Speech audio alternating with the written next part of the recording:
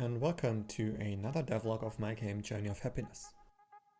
Upon finishing my prototype, I've used the time to polish the prototype and to implement a couple of new features, but let's just dive right into it. The first new thing is a somewhat cutscene whenever you start a new game. You see it's currently completely dark, it's 11 AM, and the player is presented with a dialogue that states, "Ugh, it's already 11 AM. I guess it's time to get up and start to work on my farm." And yes, in the beginning the character likes to sleep a little longer than usually, or the usual farmer, let's say. So as soon as I close the dialogue, the light is going to turn on and you are starting inside of your farmhouse. The interior currently consists of a cupboard, a table, a small chimney and a bed. And these things that you see right here are holes in the floor. And over here you see some lighter spots that that are supposed to represent some light that falls through the broken roof. As you can see, small plants are growing through the broken floor. If the player now tries to exit the farming house, he is presented with a dialogue that states, "I should collect my tools." And I thought for the prototype itself, this is a decent approach to basically not let the player escape into the world without getting his tools, because without the tools he will not be able to do anything in the farm. So we first have to collect all of the tools and then we are able to leave the actual farmhouse. So another thing that I've added is a visual for the day and night cycle, which I'm going to show you later on. And I've done a little bit of bug fixing and adjustments for the mine, and I've also added a light system for the mine. If I open up the inventory, you can see that I have added torches. So the player is now able to place torches and ladders in the mine. And if I now go ahead and enter the mine, you see it's completely dark. So the player is not able to see where all of the ores are upon entering the mine. He now has to actually get the torches and he has to place them in order to create some additional light source. I have a very small light source around the player. I'm not sure if I keep it or remove it, but removing it I think would be too harsh. I guess just having this very small light source around the player, that's okay. And I'm planning on adding something that lets the player, maybe through skills, increase the light source. As you can see, I still have a couple of bugs, so I've currently selected the torch, and I can, even though I should not be able to place it down here, I still can place the torch. So it's not perfect yet, but it's getting somewhere. Another thing that I've changed is the jump within the mine. You have not played it yourself, but I myself, upon play testing, got really frustrated when I tried to leave or to jump up one tile. Usually I either got stuck in the tile or was not able to jump high enough to get past it. So I've now changed it that you easily can jump up this tile, which improves the quality of playing by a lot. And I've changed the jump so that whenever you just simply press the space button, in example, the jump button once, he jumps to a certain height. And if you keep pressing it, he jumps a little bit higher, as you can see. So if you keep, if you pay close attention, you see that pressing it once, we jump maybe up to here, and keeping it pressed, we jump up to here. So it's not a lot, but it is something, and it makes the jump feel a little better, I'd say. Of course, we can still place our ladders, and we can still climb up those ladders. So these are things that have not changed.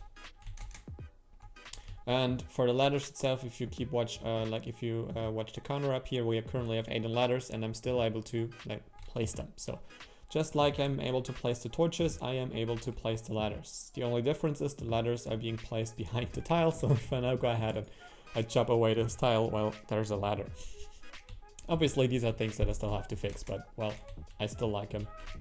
This is I mean, this is the development process, right? And developing, you never develop something without bugs. That's just not going to happen. But I think, especially for devlogs, seeing these kind of bugs, it's somewhat funny, right? You as a player, you see that it's not always perfect. There are things that happen that you as a player might not expect that would happen, and me as a developer, I of course, usually when bugs happen, I think to myself, how could this happen? It's a funny thing when developing something, especially for coding.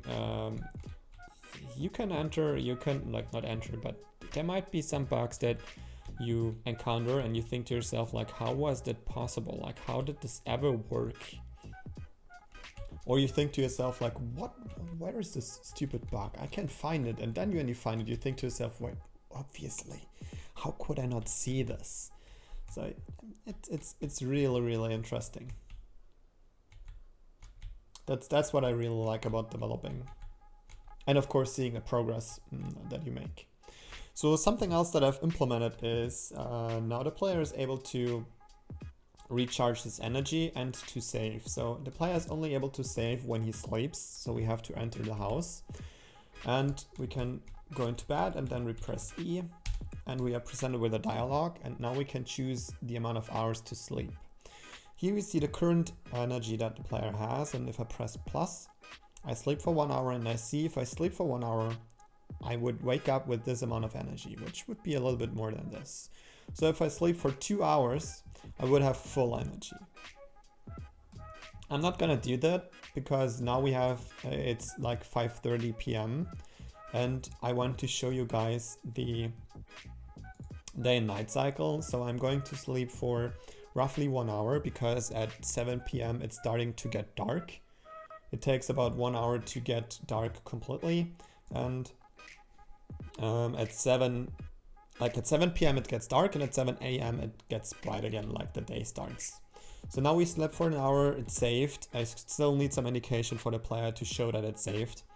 But now I can show you the visual day and night cycle. The first thing that you notice is in the top left corner behind the day, it got really, really dark. So that's the first thing that indicates that it's currently like nighttime, which I thought would be pretty good to have, especially when you're in the mine. You will not be able to tell if it's AM or PM in the mine, or if it's night or day without any other indication.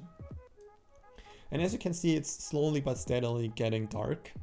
So I've made it in a way that it's not getting dark like in an instant, but it's slowly getting darker and darker. So you don't see these kind of jumps when it's getting darker. It basically fades into darkness. Now we have 10 minutes left, and then it's going to be the darkest it will get.